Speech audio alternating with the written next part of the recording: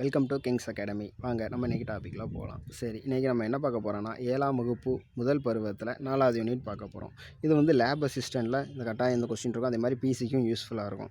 சரி பார்ப்போம். அணு அமைப்பு இந்த டாபிக் தான் இன்றைக்கி பார்க்குறோம். சரி, ஃபஸ்ட்டு கொஸ்டின் என்னென்னா பென்சில் துகளின் தடிமன். பென்சில் துகளின் தடிமன்கிறது என்னென்னா 1 × 10⁻² மீட்டர். சரிங்களா? இதை நீங்கள் எப்படி ஞாபகம் வச்சுக்கிடணும்னா பென்சில் வந்து 1ஆம் கிளாஸ் மற்றும் நம்ம 2ஆம் கிளாஸ் வரைக்கும் தான் யூஸ் பண்ணுவோம். அதுக்கப்புறம் நம்ம வந்து எனது பென்சிலை போட்டுட்டு பென் யூஸ் பண்ண ஆரம்பிச்சிருவோம். சரிங்களா? அதே மாதிரி தான் இதை நீங்கள் 1, 2 நந்தில் இருக்குது பார்த்தீங்களா, -2 இருக்கா, அதை ஞாபகம் வச்சுக்கோங்க. சரி, ரெண்டாவது கொஸ்டின் இரத்த சிவப்பணுவின் தடிமன். இது வந்து எத்தனைனா 1 × 10⁻4 மீட்டர். இதை எப்படி ஞாபகம் வச்சுருக்கோன்னா பிளட் குரூப் நமக்கு வந்து எத்தனை இருக்குன்னா 4 குரூப் இருக்கும். ஏபி ஓ அப்புறம் பி. சரிங்களா? இந்த 4 குரூப் தான் சொல்கிறேன்.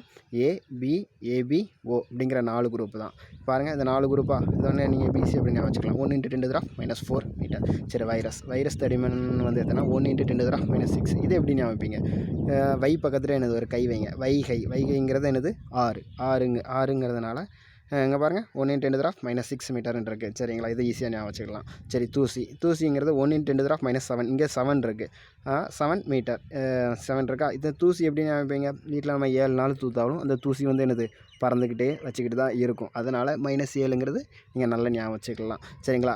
அணு துகளோட தனிமன் என்னன்னா 1 × 10⁻9. இதை எப்படி ஞாபகிப்பீங்க? இது வந்துன்னா அணுங்கிற ஒரு பொண்ணு எங்கள் தெருவில் படிக்கிறா. அது 9ஆம் கிளாஸ் தான் படிக்குது. அதை மாதிரி நீங்கள் அப்படி ஞாபகம் வச்சுக்கோங்க. சரிங்களா? சரி, 6வது கொஸ்டின். ஜான் டால்டன் அணுக்கொள்கையை வெளியிட்டார். அணுனாலே எனது சிறுசு தான். அதனால் எனது ஜான் டால்டன் அணுக்கொள்கையை வெளியிட்டார். நானோமீட்டர் என்பது சிறிய நீளங்களை அளக்க பயன்படும் அலகாகும். சரி, 1 மீட்டர் என்பது 1 × 10⁻9 நானோமீட்டர், அல்லது ஒரு நானோமீட்டர் என்பது 1 × 109 ஆகும். சரி, ரைட்டு. இதை நீங்கள் எப்படி ஞாபகம் வைப்பீங்க? நானோமீட்டர்னால எம்னு இருக்குது. அந்த எண்ணை 9 எடுத்துக்கோங்க. 9 எடுத்திங்கன்னா 1 × 10⁻9. சரிங்களா? அதே மாதிரி நானோமீட்டர்னு கேட்டு சொல்லிட்டான். அதே மாதிரி 1 × 109 ஆகும். சரி, ஜே தாம்சன் அணுவினை தர்பூசணி பழத்துடன் ஒப்படைத்திருக்காரு. சரி, ரைட்டு. தர்பூசணி பழம் ஒரு ஏத்தாப்பில் ஒரு கடையில் விற்கிறாங்கன்னு வச்சுக்கோங்க. நம்ம போய் என்ன ஒரு தர்பூசணி பழம் தாங்க அப்படிங்கிற மாதிரி தான் தர்பூசணி தாங்க அப்படின்னே தாம்சன். தர்பூசணினாலே தாங்க போய் வாங்கிட்டு வருவோம்.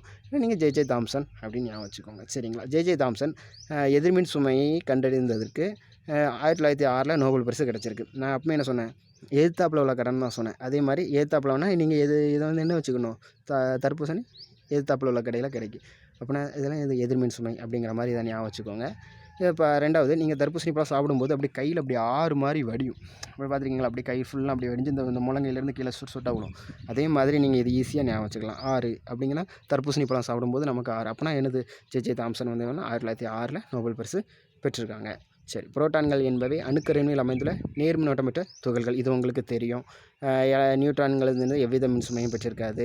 ஹைட்ரஜன் தவிர அனைத்து அணுக்களும் நியூட்ரான்களை கொண்டுள்ளன. ஹைட்ரஜனை தவிர அனைத்து அணுக்களும் நியூட்ரான்களை கொண்டுள்ளன. ஒவ்வொரு வருடமும் நமது உடம்பில் உள்ள செல்களில் 98% செல்கள் இருந்து புது செல்கள் தோன்றுகிறது. சரி, ரைட்டு. மொத்தத்தில் 100% செல்கள் இருக்குது. அதில் எப்படி 98 செல்கள்னு நீங்கள் எப்படி ஞாபகிக்கணும்னா செல் அப்படிங்கிறது 2 எழுத்து. அப்படின்னா 100லேருந்து 2 கழிச்சிங்கன்னா நமக்கு 98 கிடைக்குமா? சரி, ரைட்டு. இது கொஞ்சம் ஞாபகம் வச்சுக்கோங்க. ஓகேங்களா? சரி, ரைட்டு.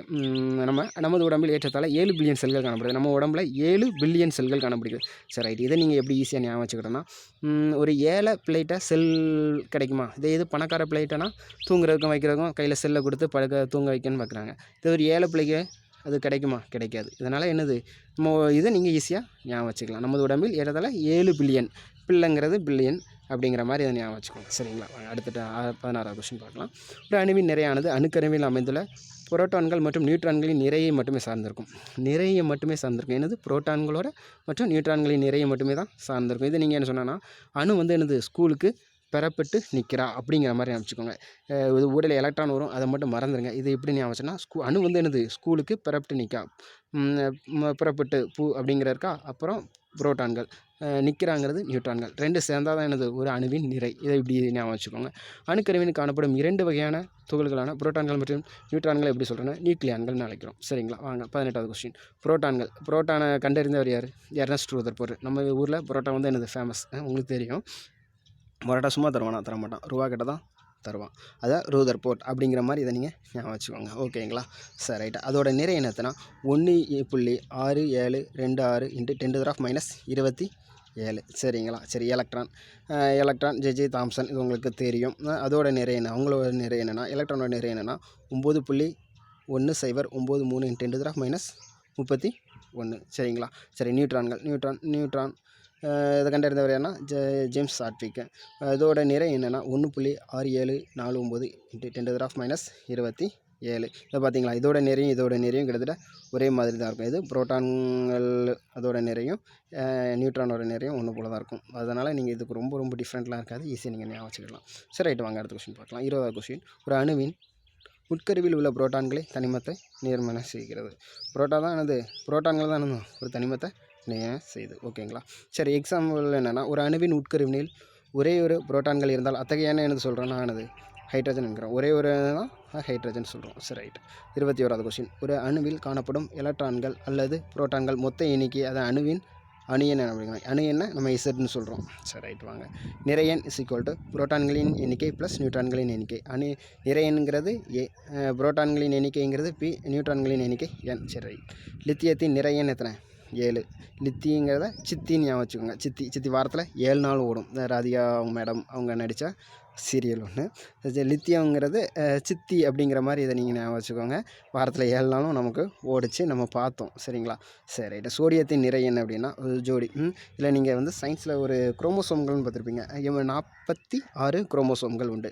அதை நம்ம சேர்த்தோன்னா ஒரு ஜோடி குரோமோசோம்னா நம்ம உடம்புல எத்தனை ஜோடி குரோமோசோம் இருக்குன்னா 23 குரோமோசோம் இருக்குது. ஜோடின்னு சொன்னால் 23 ஜோடி அப்படிம்போம். அதே இது தனிப்பட்ட முறையில் சொன்னால் 46 குரோமோசோம் அப்படிம்போம். அதனால் சோடியத்தின் ஜோடி அப்படிங்கிறதா அதை நிறையன்னு வச்சுக்கிட்டு 23 அப்படின்னு ஞாபகம் வச்சுக்கோங்க. சரிங்களா. சரி வாங்க.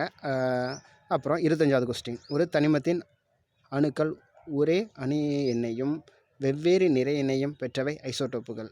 சரி ரைட்டு. இதுக்கு எக்ஸாம்பிள் என்ன, ஹைட்ரஜன். ஓகேங்களா. அப்புறம் ட்ரீட்டியம். சரிங்களா. சரி 26வது கொஸ்டின். ஒரே நிறை எண்ணையும் வெவ்வேறு அணு எண்ணையும் கொண்ட அணுக்கள் ஐசோபார்கள் எனப்படும். கால்சியம் 40 மற்றும் ஆர்கான் 40. சரி ரைட்டு, ரொம்ப நன்றி. நம்ம சேனலோட மெயின் என்னென்னா டைம் சேவ்.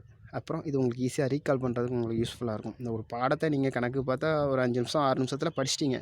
இதை நீங்கள் ரீகால் பண்ணுறேன்னா உங்களுக்கு நான் இவ்வளோ தூரம் கொடுத்துருக்கேன். சரி மறக்காமல் சப்ஸ்கிரைப் பண்ணுங்கள். நன்றி, வணக்கம்.